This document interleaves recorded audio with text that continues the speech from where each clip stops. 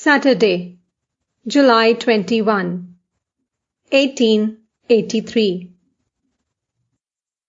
It was about 4 o'clock in the afternoon when Sri Ramakrishna, with Ramlal and 1 or 2 other devotees, started from Dakshineshwar for Calcutta in a carriage.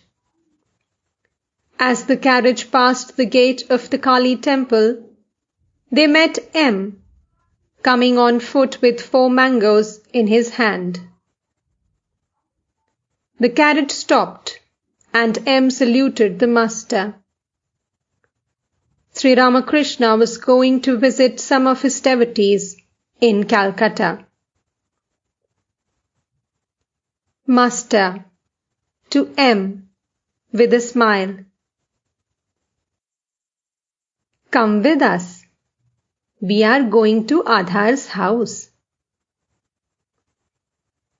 M got joyfully into the carriage. Having received an English education, he did not believe in the tendencies inherited from previous births.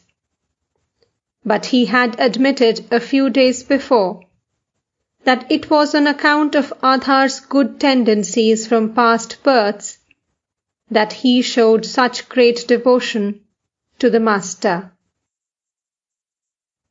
Later on, he had thought about this subject and had discovered that he was not yet completely convinced about inherited tendencies.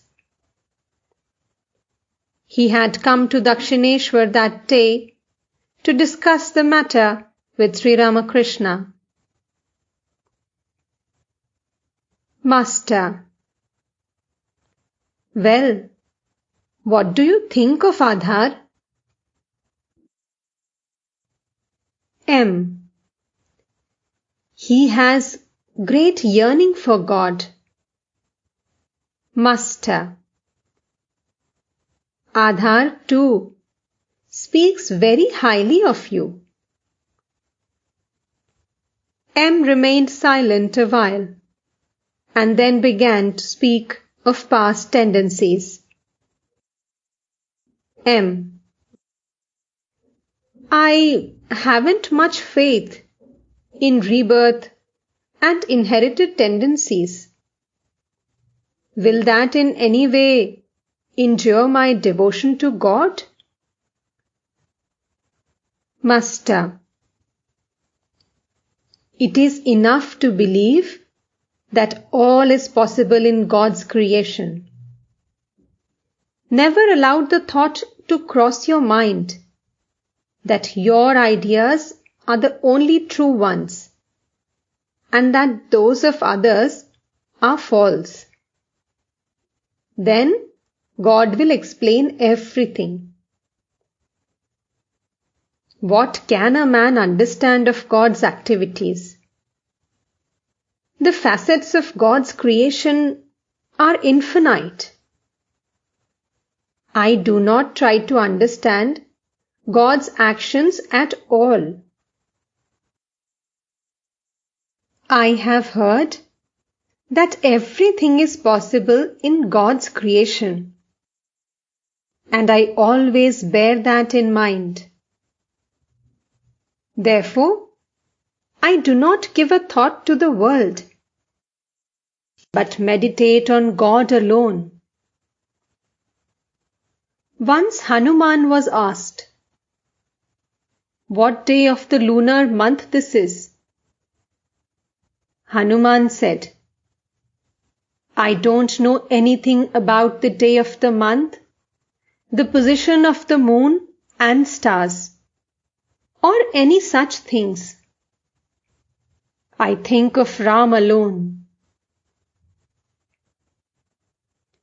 Can one ever understand the work of God? He is so near. Still, it is not possible for us to know Him. Balaram did not realize that Krishna was God. M: That is true, sir. Master. God has covered all with His Maya. He doesn't let us know anything. Maya is woman and gold. He who puts Maya aside to see God can see Him. Once, when I was explaining God's actions to someone, God suddenly showed me the lake at Kamarpukur. I saw a man removing the green scum and drinking the water. The water was clear as crystal. God revealed to me that Satchidananda is covered by the scum of Maya. He who puts the green scum aside can drink the water. Let me tell you a very secret experience. Once I had entered the wood near the pine grove and was sitting there when I had a vision of something like the hidden door of a chamber. I couldn't see the inside of the chamber. I tried to bore a hole in the door with a nail knife, but did not succeed. As I bored, the earth fell back into the hole and filled it. Then suddenly, I made a very big opening. Uttering these words, the Master remained silent. After a time, he said, "These are very profound words. I feel as if someone were pressing my mouth. I have seen with my own eyes that God dwells even in the sexual organ. I saw Him once in the sexual intercourse of a dog and a bitch. The universe is conscious on account of the consciousness of God.